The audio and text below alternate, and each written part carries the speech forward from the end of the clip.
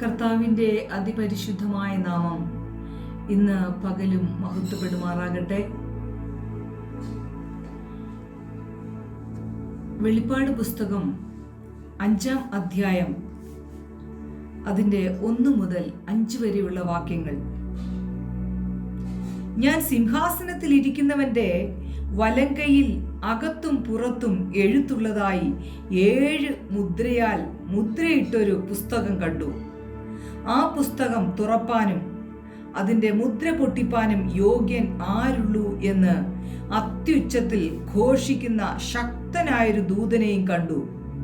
പുസ്തകം തുറപ്പാനോ നോക്കുവാനോ സ്വർഗത്തിലും ഭൂമിയിലും ഭൂമിക്ക് കീഴിലും ആർക്കും കഴിഞ്ഞില്ല. പുസ്തകം തുറന്നു വായിപ്പാനെങ്കിലും അത് നോക്കുവാനെങ്കിലും യോഗ്യനായി ആരെയും കാണായിക കൊണ്ട് ഞാൻ ഏറ്റവും കരഞ്ഞു. അപ്പോൾ മൂപ്പന്മാരിൽ ഒരുത്തൻ എന്നോട്, കരയേണ്ട, യഹൂദ ഗോത്രത്തിലെ സിംഹവും ദാവീദിന്റെ വേരുമായവൻ പുസ്തകവും അതിന്റെ 7 മുദ്രയും തുറപ്പാൻ തക്കവണ്ണം ജയം പ്രാപിച്ചിരിക്കുന്നു എന്ന് പറഞ്ഞു. ഹല്ലേലൂയ, സ്തോത്രം.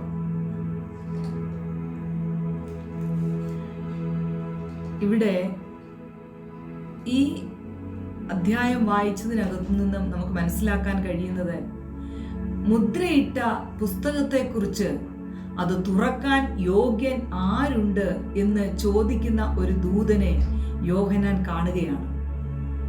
ഇത് വീണ്ടെടുപ്പുകാരൻ രംഗപ്രവേശനം ചെയ്യുവാനുള്ള ഒരു വിളംബരമായിരുന്നു. എന്നാൽ ഇതിന് യോഗ്യനായിട്ട് ആരെയും കണ്ടില്ല. അതായത് 5:3 ഈ പുസ്തകം തുറപ്പാൻ യോഗ്യനായി സ്വർഗത്തിലും ഭൂമിയിലും ഭൂമിക്ക് കീഴിലും ആരെയും കണ്ടില്ല. 5:4 പറയുന്നു, ഞാൻ ഏറ്റവും കരഞ്ഞുകൊണ്ടിരുന്നു എന്ന് വേണമെങ്കിൽ പറയാം. ഈ കരച്ചിലിന്റെ ഉദ്ദേശ്യം വീണ്ടെടുപ്പായിരുന്നു. അത് സാധിക്കാതെ പോകുമോ? ഹല്ലേലൂയ. യോഹന്നാന്റെ ദുഃഖത്തിന് കാരണം അത് സാധിക്കാതെ പോകുമോ? മനുഷ്യന്റെ വീണ്ടെടുപ്പിനെ കുറിച്ചുള്ള ആ ദുഃഖമായിരുന്നു. മനുഷ്യന്റെ വീണ്ടെടുപ്പിനെ കുറിച്ചും ദൈവഹിതം പ്രാവർത്തികമാകാതെ പോകുമോ എന്നും യോഹന്നാൻ ഭയപ്പെട്ടു. വേദപുസ്തകത്തില് ഒരു വിശ്വാസി കരയുന്നതായി അവസാനമായി പറയുന്നത് ഇവിടെയാണ്. ശരിക്കും ആദാമിന്റെയും ഹൗവയുടെയും ആ പാപം ചെയ്തതിന് ശേഷമുള്ള ആ ദുഃഖവും വേദനയും മരണവും സംയുക്തമായി കണ്ണുനീരിന്റെ ഒരു മഹാസമുദ്രം തന്നെ നമുക്കിവിടെ കാണാൻ കഴിയും. ഇനിയും അവസാനം, അതായത് ഓരോ വിഷയത്തിന്റെയും അവസാനം കരയുന്നതിനുള്ള ഉദാഹരണങ്ങൾ പലരുമുണ്ട്, പല കാര്യങ്ങളുണ്ട്. അപ്പം നമുക്ക് നോക്കുമ്പോൾ അബ്രഹാമിന്റെ അബ്രഹാം സാറയുടെ മൃതദേഹത്തിൻ്റെ അരികെ ഇരുന്ന് കരഞ്ഞത് ഉൽപ്പത്തി 23:2 നമുക്ക് വായിക്കാൻ പറ്റും. അതുപോലെ മിസ്രൈമിലെ അടിമവേലയിൽ നിന്നും ഇസ്രായേൽ മക്കൾ കരഞ്ഞത് പുറപ്പാട് പുസ്തകത്തിൽ നമുക്ക് മനസ്സിലാക്കാൻ പറ്റും. പുറപ്പാട് 2:23 നോക്കുമ്പോൾ അറിയാൻ പറ്റും, 3:7 മോശ അതെ മിരിയാമിൻ്റെ പാപത്തെ പ്രതി കരഞ്ഞതായിട്ട് നമുക്ക് കാണാൻ പറ്റും. സംഖ്യാപുസ്തകം 12:13 യോശുവ അതെ ഇസ്രായേലിൻ്റെ പരാജയത്തെ ഓർത്ത് അതെ കരയുന്നത് നമുക്ക് കാണാൻ കഴിഞ്ഞു. അപ്പോൾ തന്നെ നവോമി മോവാബ് വിടുമ്പോൾ ഉച്ചത്തിൽ കരഞ്ഞെന്ന് രൂത്തിന്റെ 1:9 നമുക്ക് മനസ്സിലാക്കാൻ കഴിയും. കനാന്യ സ്ത്രീ തന്റെ മകൾക്ക് വേണ്ടി കരഞ്ഞു. നമ്മുടെ രക്ഷിതാവായ കർത്താവ് ലാസറിന് വേണ്ടി കരഞ്ഞു അല്ലേ? കർത്താവായ യേശുക്രിസ്തു ക്രൂശിൽ വെച്ച് അതെ ഉറക്ക കരഞ്ഞതായിട്ട് നമുക്ക് കാണാൻ കഴിയും. ഓരോ റെഫറൻസും നമുക്ക് പറയാനുള്ളൊരു സാവകാശം ഇല്ലാത്തത് കൊണ്ട് ഞാനൊരു പെട്ടെന്ന് ചുരുക്കി പറയുകയാണ്. ഇന്ന് പകൽക്കാലം ദൈവത്തിൻ്റെ മക്കളെ, നമ്മൾ ബൈബിളിലുടനീളം ഇങ്ങനെ കരഞ്ഞ് വേദനിച്ച അനുഭവങ്ങളെ കാണാൻ കഴിയും.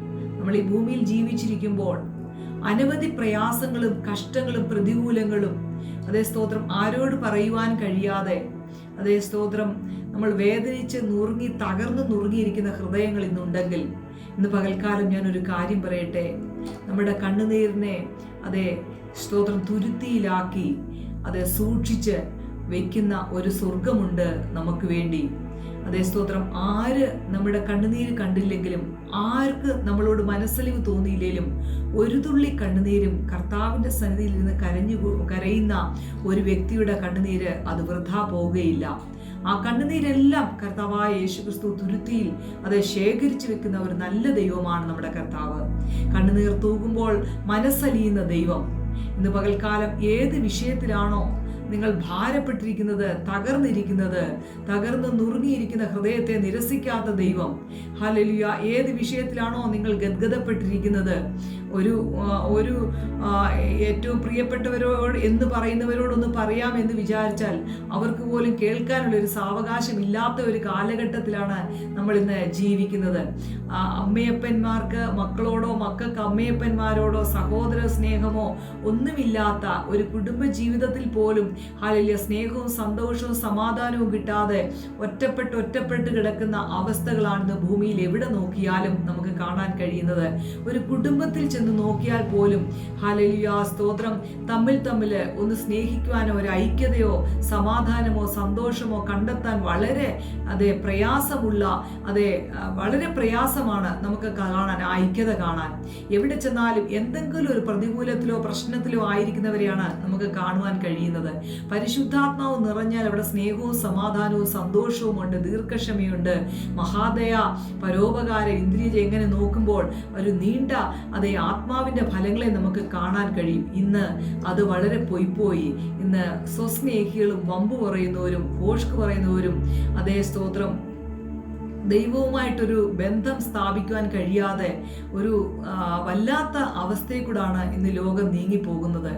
അതുകൊണ്ട് മാനസികമായി തകർന്ന് നുറുങ്ങിയിരിക്കുന്ന ഏതെങ്കിലും എൻ്റെ മാതാപിതാക്കളോ സഹോദരങ്ങളോ കുഞ്ഞുങ്ങളോ ആരെങ്കിലും ഉണ്ടെങ്കിൽ ഇന്ന് പകൽക്കാലം ഒരു കാര്യം ഞാൻ പറയട്ടെ, നിങ്ങളുടെ കണ്ണുനീര് വൃഥാവായി പോകത്തില്ല. നിങ്ങൾ കരയുമ്പോൾ നിങ്ങളുടെ കണ്ണുനീര് തുടയ്ക്കുവാൻ ഹല്ലേലൂയ ഒരുവൻ ഇവിടെ വന്നിട്ടുണ്ട്. അത് നമ്മുടെ കർത്താവ് തന്നെയാണ്. ആ കണ്ണുനീരിൻ്റെ മുന്നിൽ കർത്താവ് നമ്മൾ ആ കണ്ണുനീര് മറികടന്നു പോകുന്നവനല്ല നമ്മുടെ കർത്താവ്. നമ്മൾ എന്തിനാ കരയുന്നത് ചോദിച്ചിട്ട് ആ കരച്ചിനൊരു മറുപടി തരുന്ന ഒരു നല്ല കർത്താവ് ഉയരത്തിൽ ജീവിച്ചിരിക്കുന്നു. അതുകൊണ്ട് നിങ്ങൾ സമാധാനമുള്ളവരായി സന്തോഷമുള്ളവരായി നിന്റെ ഭാരം എൻ്റെ മേൽ വെക്കാൻ ഞാൻ നിന്നെ പുലർത്താമെന്ന് പറഞ്ഞ കർത്താവിനെ, ആ കർത്താവിൻ്റെ കരത്തിലേക്ക് നമ്മൾ ഇന്ന് പകൽക്കാലവും നമ്മളെ സമ്പൂർണ്ണമായി ഏൽപ്പിച്ചു കൊടുക്കാം. ആ ദൈവം നമ്മളെ സഹായിക്കട്ടെ. ആ പരിശുദ്ധാത്മാവാം ദൈവത്തിൽ നമുക്ക് ഒന്നുകൂടെ പൂർണ്ണമായി ആശ്രയിക്കാം. നമുക്ക് പ്രാർത്ഥിക്കാം. കർത്താവേ, ഇന്ന് ഞങ്ങളെ ഒരുമിച്ച് അങ്ങയുടെ കരങ്ങളിൽ ഏൽപ്പിക്കുന്ന പിതാവേ, നിന്റെ കരുണയുടെ കരം നീട്ടാൻ പോകുന്നതിനായി സ്തോത്രം. നമുക്ക് പ്രാർത്ഥിക്കാം. പരിശുദ്ധനായ പിതാവേ, ഞങ്ങളെ ഒരുമിച്ച് അങ്ങയുടെ കരങ്ങളിൽ ഏൽപ്പിക്കുന്നു. വചനം പറഞ്ഞ അടിയനെയും അതേ സ്തോത്രം കേട്ട നിന്റെ മക്കൾ ആരൊക്കെയുണ്ടോ, ഇനി കേൾക്കാനിരിക്കുന്നവർ ആരൊക്കെയുണ്ടോ അവരെ എല്ലാം തിരുക്കരങ്ങളിൽ ഏൽപ്പിക്കുക കർത്താവേ. ആരോടും തൻ്റെ വേദന പറയുവാൻ കഴിയാതെ അസ്വസ്ഥമായിരിക്കുന്ന ഹൃദയത്തോടെ, നിരാശയോടെ, മടുപ്പിൻ്റെ അനുഭവത്തോടെ, ഹല്ലേലൂയ സ്തോത്രം, എങ്ങനെ ഒരു മുന്നോട്ട് ഞാൻ പോകും എന്ന് ഭാരപ്പെടുന്ന, ഹല്ലേലൂയ, ചില വിഷയത്തിൻ്റെ മുന്നിൽ നിന്ന് വേദനിച്ച് കരഞ്ഞ് ഇനി എനിക്ക് കണ്ണുനീരില്ലല്ലോ കർത്താവേ എന്ന് പറഞ്ഞ് അസ്വസ്ഥമാകുന്ന ഏതെങ്കിലും മക്കളുണ്ടെങ്കിൽ ഇന്ന് പകൽക്കാലം അവർക്കൊരു ആശ്വാസം നീ കൊടുക്കണമേ. കണ്ണുനീർ തൂകുമ്പോൾ മനസ്സലിയുന്ന നല്ല ദൈവമേ, ദാവീദ് പുത്ര എന്നോട് കരുണ തോന്നണമേ എന്ന് കുരുടൻ കർത്താവെ പ്രാർത്ഥിച്ചപ്പോൾ തിരിഞ്ഞു നോക്കി കർത്താവെ ആ കുരുടനെ സൗഖ്യമാക്കിയ കർത്താവ് ഇന്നും എന്നും എന്നേക്കും ജീവിക്കുന്ന ഒരു ദൈവമാകയാൽ ആ ദൈവത്തിൽ സമ്പൂർണമായി താഴ്ത്തുകയാണ്. നിന്റെ മക്കൾ ആരെങ്കിലും വളരെ ഭാരത്തോടെ കണ്ണുനീരോടായിരിക്കുന്നുവെങ്കിൽ ഇന്ന് അവർക്ക് വേണ്ടി ഞാൻ സ്തോത്രം ചെയ്ത് പ്രാർത്ഥിക്കുന്നു കർത്താവെ. പുസ്തകങ്ങളെ തുറപ്പാനും അതിൽ 7 മുദ്രകളെ പൊട്ടിപ്പാൻ യോഗ്യനായ യേശു ക്രിസ്തുവിന്റെ നാമത്തില് നിന്റെ കുഞ്ഞുങ്ങളുടെ വിഷയമേ എത്രയാണോ അത് മുദ്ര വെച്ചിരിക്കുകയാണെങ്കിൽ, ഹല്ലേലൂയ, അത് ആ വിഷയത്തിന്റെ മേൽ മുദ്ര വെച്ചിരിക്കുകയാണെങ്കിൽ, ഹല്ലേലൂയ, പുസ്തകങ്ങളെ തുറപ്പാനും അതിൽ 7 മുദ്രകളെ പൊട്ടിപ്പാൻ യോഗ്യനായ നസ്രയനായ യേശുവിന്റെ നാമത്തില് ആ പ്രശ്നങ്ങളുടെ മേലെല്ലാം ദൈവശക്തി വ്യാപരിച്ച് പുസ്തകങ്ങളെ തുറക്കുവാൻ യോഗ്യതയുള്ള ആ അത്യന്ത ശക്തിയുള്ള ദൈവത്തിന്റെ കരുണയുടെ കരം അവരെ അങ്ങ് സ്പർശിച്ച് അവരുടെ സകല മുദ്ര വെച്ചിരിക്കുന്ന വിഷയങ്ങളുടെ മേലും ആ കർത്താവ് മുദ്ര പൊട്ടിപ്പാൻ കർത്താവിനോട് പ്രാർത്ഥിക്കുന്നു കർത്താവെ. ദൈവകൃപയിൽ ആശ്രയിച്ച് നിന്റെ കുഞ്ഞുങ്ങളുടെ വിഷയത്തെ ഏൽപ്പിക്കുകയാണ്. അങ്ങ് അത്ഭുത വിടുതൽ നിന്റെ മക്കളുടെ മേൽ അങ്ങ് അയച്ചതിനായി നന്ദി പറയുന്നു അപ്പാ. അങ്ങ് ഞങ്ങളുടെ പ്രാർത്ഥന കേട്ടിരിക്കാൻ സ്തോത്രം, യേശു ക്രിസ്തുവിന്റെ നാമത്തിൽ തന്നെ.